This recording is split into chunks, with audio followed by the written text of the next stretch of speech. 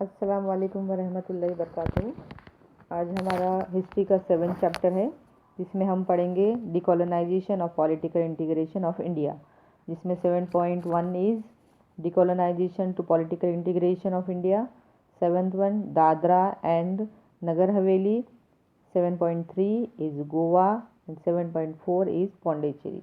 तो ये जगह पे से डिकोलोनाइजेशन कैसा हुआ, कॉलोनीज़ कैसे ख़त्म हुई, किस तरीके से किन किन लोगों ने इसमें काम किया, वो सब चीज़ें देखेंगे।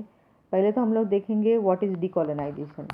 Decolonisation is the process of ending of colonial rules and handling over the political and administrative power of the local people by the colonialist, जिसमें opposition to colonialism struggle for independence and the national under colonisation regaining their independence are the 3 stages of decolonization process।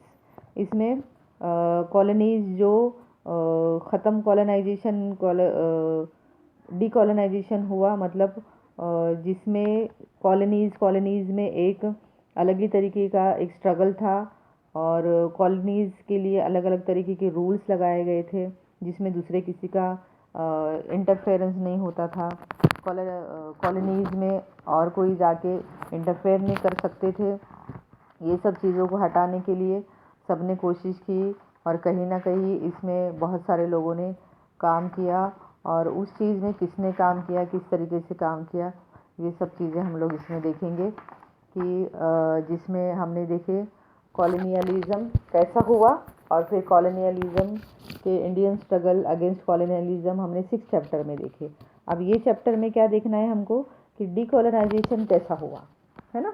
तो इन लोगों ने struggle किया। 6th chapter में आपने देखे कि इन लोगों ने स्ट्रगल किया, किस तरीके से सबको हटाने की कोशिश की, और कहीं ना कहीं इंडिया के जो फ्रीडम फाइटर थे उन्होंने बीच में आके सब लोगों ने मदद करके, हेल्प करके ये सब चीज़ें ख़त्म करने की कोशिश की है।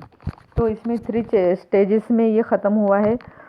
पहले तो हम लोगों को पता है कि जब इंडिया में बिकम इंडिपेंडेंस में 15 अगस्त 1947 के टाइम ये देखा गया कि किस तरीके से अलग अलग जो स्टेट्स थे, छोटे छोटे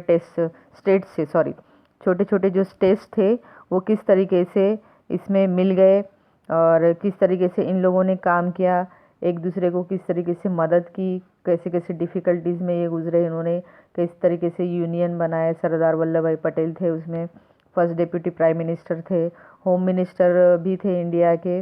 उन्होंने बहुत सारे रूल्स जो बताए गए थे और सब चीज़ें बताई गई थी। पॉलिटिकल इंटीग्रेशन हुआ इसमें, और ये इंडिया के लिए उन्होंने पॉसिबल करके बताया। और इसका पूरा ब्रीफ व्यू हम लोगों को इसमें देखेंगे कि किस तरीके से डिकोलोनाइजेशन हुआ और पॉलिटिकल इंटीग्रेशन जो हुआ, तो किस तरीके से लोग आए। सरदार वल्लभ भाई पटेल का इसमें क्या योगदान था, सरदार वल्लभ भाई पटेल ने इसमें क्या क्या चीज़ें की, वो हम अभी नेक्स्ट पॉइंट में देखेंगे। 7.1 में है decolonisation of political integration in India.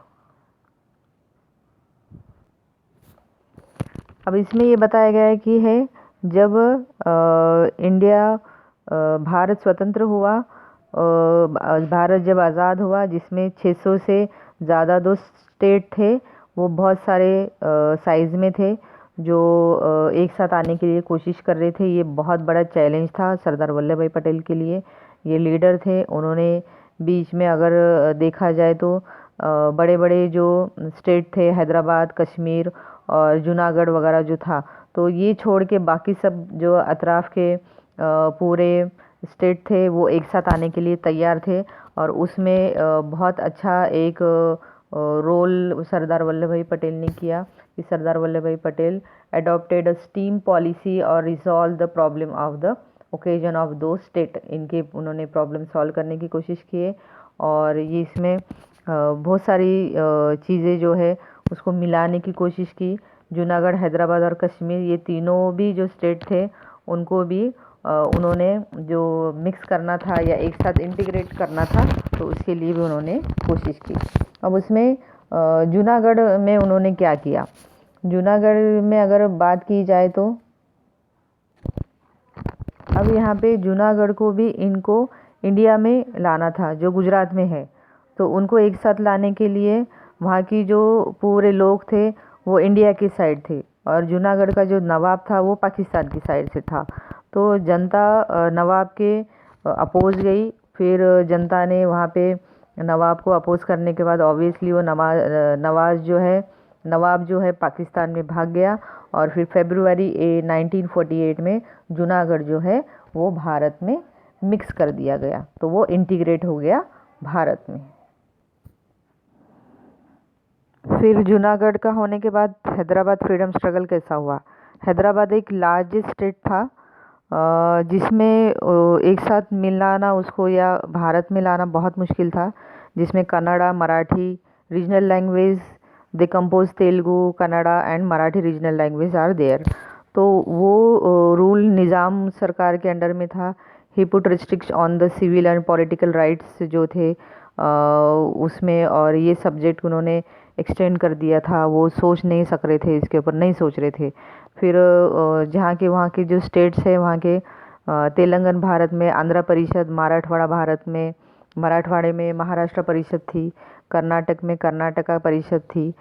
इस तरीके से उसको एक फ्रीडम करने के लिए स्वामी रामानंद तीर्थ जो है उन्होंने उसमें एक पार्टिसिपेट करने की कोशिश की, और ये तीन ही जगह को एक साथ लाने की कोशिश कर रहे थे। वो हैदराबाद स्टेट कांग्रेस की तरफ से उसको मिलाने की कोशिश उन्होंने शुरू कर दिए थे।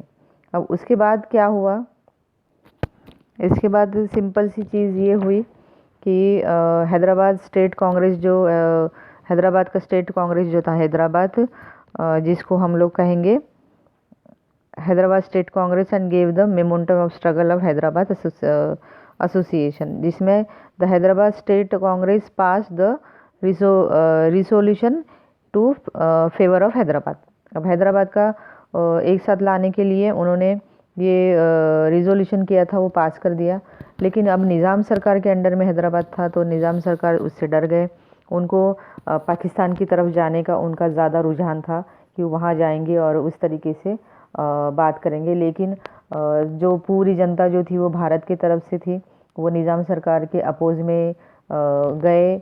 अब वो पूरा जो उनके स्टेट के जो लोग थे वो निज़ाम सरकार के अपोजिट में गए। जाने की वजह से निज़ाम ने कासिम रज़वी नाम का एक जो इंसान था उसको रज़ाकार नाम की एक उन्होंने ऑर्गेनाइजेशन स्टार्ट किया, और जो एक संगठन बनाई गई थी जिसमें उन्होंने लोकशाही जो जिनको लोकशाही चाहिए या जिनको अपने प्रॉब्लम सबके सामने रखना है, तो इनके अपोज में एक उन्होंने जैसा एक ग्रुप बनाए थे, ऐसा बोल सकते हम।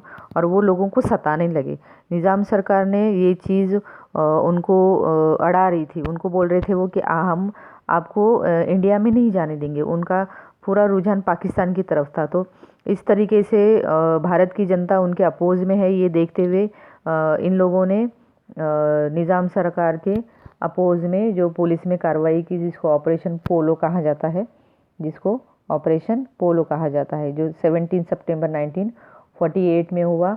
फिर निज़ाम जो है इनके अंडर में आए, और हैदराबाद जो था, Hyderabad state was the merge in India में मर्ज हो गया था। अब उसके नीचे का एक पैराग्राफ दिख रहा है आपको, the contribution of the Marathwada in Hyderabad freedom struggle.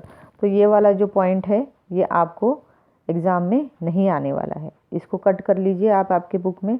जो कोई भी आप लेक्चर्स देख रहे हो इसको पहले से आपको आपकी पेंसिल से कट कर सकते, इसमें ज़्यादा कुछ नहीं है। हैदराबाद मुक्ति संग्राम जो हुआ था जिसमें मराठवाड़ा का भी योगदान था, तो वो उसमें कौन कौन लोग थे उनके नाम दिए गए, तो वो आपको एग्ज़ाम में ज़रूरी नहीं है। ठीक है। उसके बाद नेक्स्ट पॉइंट में हम लोग देखेंगे कि कश्मीर की किस तरीके से प्रॉब्लम शुरू हुई थी। कश्मीर में अगर देखा जाए तो द कश्मीर इश्यूज़। अब कश्मीर इश्यूज़ में क्या इश्यूज़ थे हम लोग देखेंगे। कश्मीर के बारे में इशू कैसा शुरू हुआ देखेंगे, जिसमें भारत के इंडिपेंडेंस के बाद भारत और पाकिस्तान ये देश अलग अलग हो गए थे। उनमें से एक कोई जिसमें जम्मू कश्मीर जो था, जम्मू कश्मीर का राजा हरि सिंह था, और उनको कश्मीर को पाकिस्तान में दे देना था। ऐसा उन लोगों का, पाकिस्तानियों का ज़्यादा बोलना ये था कि कश्मीर हमारे अंडर में दे दिए। लेकिन 22 अक्टूबर 1947 में पाकिस्तान का जो बॉर्डर था वहाँ पे बहुत सारा एक बड़ा ग्रुप आया था जिन्होंने इनके ऊपर हल्ला किया ये कश्मीर के लिए। उसके बाद उन्होंने अपना जो देश है उनसे अलग कर लिया राजा हरि सिंह ने, और कश्मीर उनको एक अलग से चाहिए ये उन्होंने भारत को कहा, और उनको एक सोल्जर्स या उनको एक प्रोटेक्शन चाहिए ऐसा भी कहा। फिर 27 अक्टूबर 1947 में 27 अक्टूबर 1947 में राजा हरि सिंह ने अपना एक खुद का नेशन बनाया, कश्मीर जिसको हम लोग कहते हैं।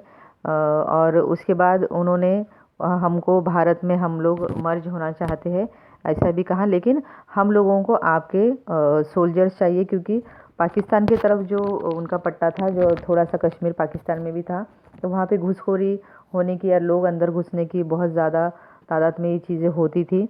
तो उसके लिए उन्होंने वहाँ पे पूरे बॉर्डर पे सरकार की तरफ से उनको एक प्रोटेक्शन मिला, और जब से ही वहाँ प्रोटेक्शन हो रहा है वो, और कश्मीर का कुछ हिस्सा जो है पाकिस्तान भी है।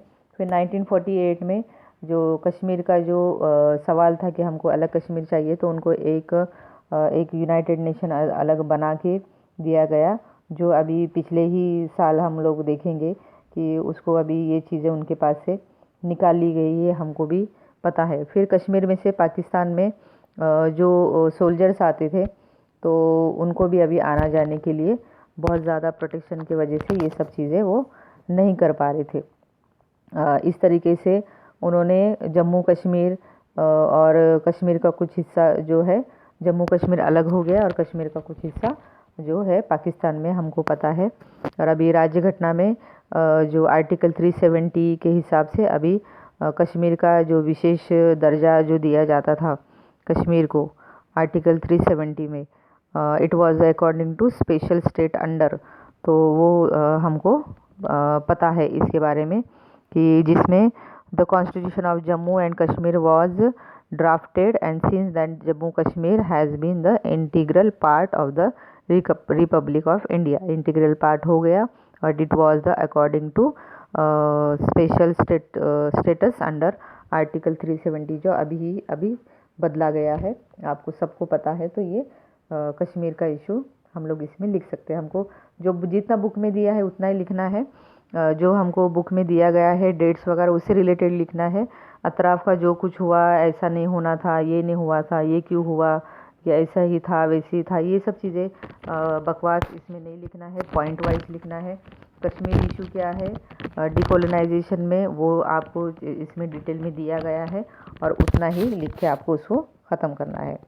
तो ये था हमारा चैप्टर नंबर 7। अभी इंशाल्लाह हम 7.2 जो है दादरा और नगर हवेली इसके बारे में और गोवा के बारे में पार्ट 2 में पढ़ेंगे। छोटा सा लेसन है, अभी पार्ट 1 समझ लीजिए, बुक लेके बैठिए, बुक पढ़िए। और जो उर्दू मीडियम के बच्चे हैं वो उर्दू मीडियम के बुक्स लेके आइए, आपके लिए अवेलेबल अगर कुछ डाइजेस्ट वगैरह होंगे वो लेके आइए। लेसन्स लिखिए, क्वेश्चन आंसर लिखिए, तो आपको समझ में आएगा कि किस तरीके से आंसर लिखना चाहिए। ठीक है, तो अभी हम लोग यहीं पे ख़त्म करते हैं। कल इंशाल्लाह 7.2 पार्ट हम पढ़ेंगे। अस्सलाम वालेकुम वरहमतुल्लाहि बरकातुहू।